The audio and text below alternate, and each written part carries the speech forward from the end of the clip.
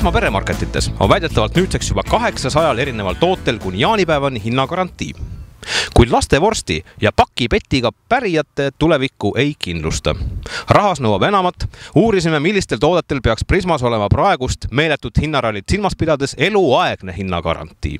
Mina olen turundustelevisiooni TT Püstel reporter Peinar. Head kellad. Lamborghini. Mercedes SLR. BMW.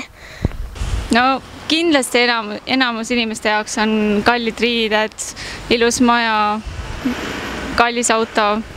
Kullast hambaorgid. Lauaviin.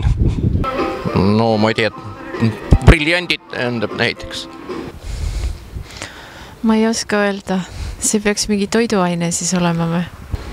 Mis kondoomid ikka ma arvan? Mis te arvate, kas Prismas võiks luksuskaubad olla muutunud hindadega?